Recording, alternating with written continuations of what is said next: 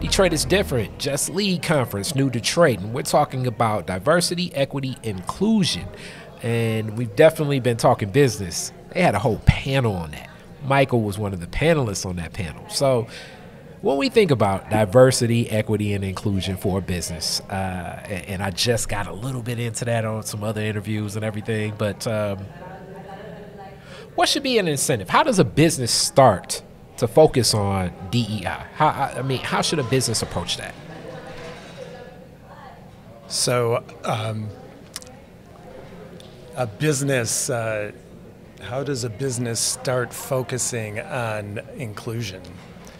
I'm not really no expert on inclusion.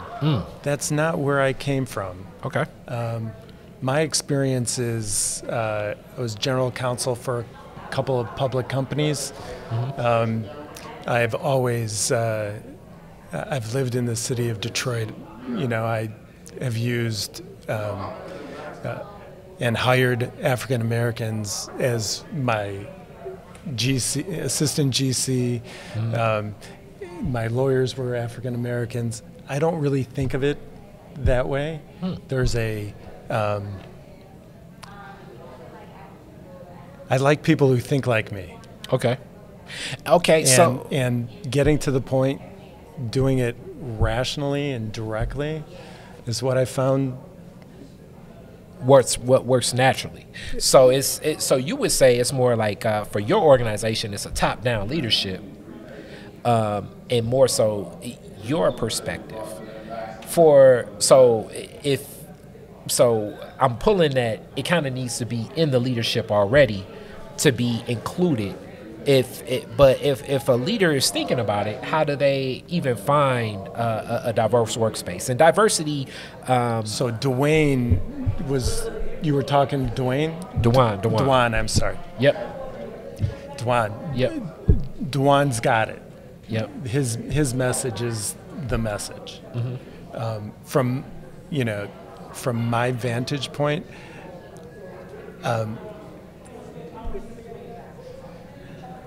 there's a disconnect between the transaction of hiring somebody and making it human.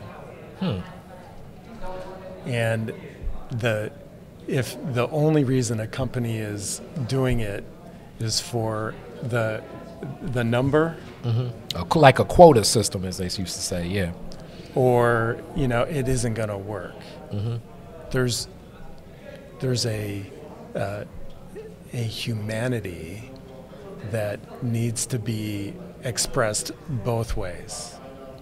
And that's where I do believe that you just hit on what I personally look at as inclusion. And it's unique because DeWine, going back to that interview, said everybody needs to come together on what the definitions is. Because I see diversity as more like making sure the space looks and is representative. Okay. The equity is making sure that it's balanced, meaning diversity may be inside like a workplace. The equity is balancing things out. So equity per se, if I play basketball against LeBron James, it's not equitable. We're playing basketball, it's equal, but because he's LeBron James, it's not equitable. Now, if I get the chance to play with LeBron James, but I get to pick to play with, I don't know, Michael Jordan in his prime, and Isaiah Thomas in his prime, and Magic Johnson, that may be not equitable, but I get to pick two other players with me.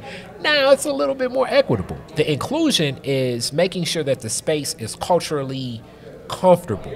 It's representative of me, because sometimes we can be in spaces but not feel comfortable enough to really be who we are. And in my experience, that's more common than not.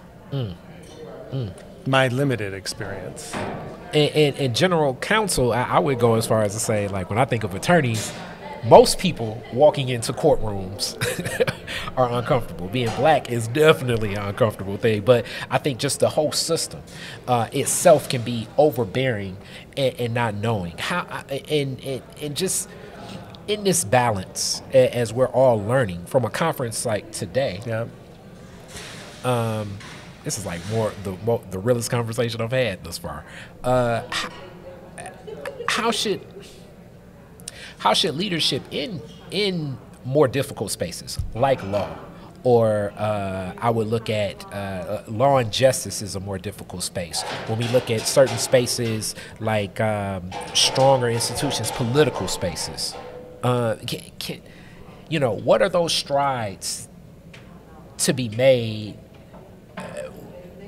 to enlighten more on, what's happening in the first place? How do we hold people accountable for understanding the implications that they are of the message they're giving? Mm-hmm.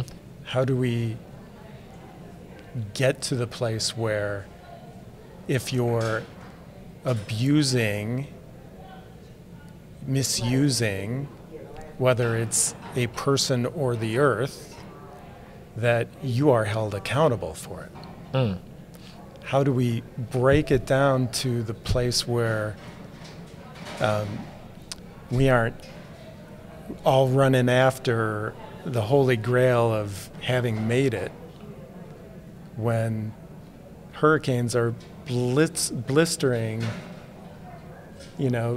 earth up, man? Mm-hmm. The fires, my son's asthmatic, he's living in Seattle. Smoke. Mm. It's constant. Mm-hmm. We're not, the issues of abusing people or discriminating against people based on their race or not being inclusive, the housing conversation with you had interviews with those people. They, the level of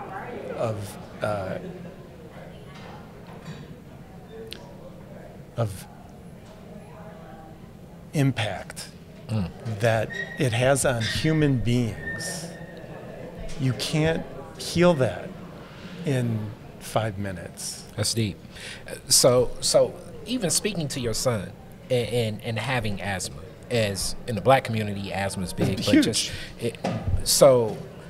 So having that, like, when does your son even become comfortable sharing, like, with a potential employer, or it could be in a school setting or many places? Like, how do you even heighten something like that, or does it just always, is the onus and the courage gonna always be a responsibility on a person with asthma or other, as we think of mental illness and other disabilities that do exist, because inclusion also goes into those spaces and many people just completely disregard it. It's so many in these new structures, I don't even think most of them are even ready for a wheelchair accessibility, being Right. built in, and it's like, I want to try out this new restaurant, but how do I?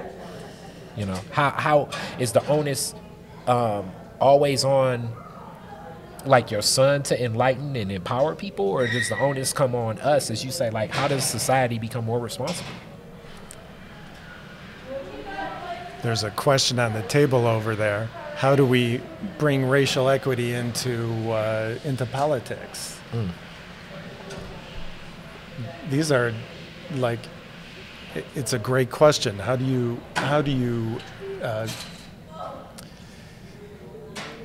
get people to realize that the fires aren't going to stop, that there's behaviors that we are consistently contributing to, all of us contributing to, that are resulting in adverse impacts that impact the depths of the soul of people. So how do we have that conversation? I'm not sure. That's why, the plenary session that we had was so impressive to me. It was a real deep conversation about we got to get better at persuasion, the art of persuasion. We have to be in the conversation. And you know what? I wrote on there, you got to march and march. And in May and in July. March until you can't deny somebody's humanity. And have a conversation based on that. because there's certainly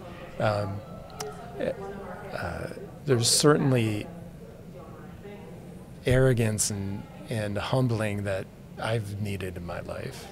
And blind, as Dewan was saying, blind spots. We all have blind spots. We need each other so that you can hold a mirror up and help me with my blind spots. Like, I need to do that for you. Mm-hmm. If you let me, right? Yes, sir.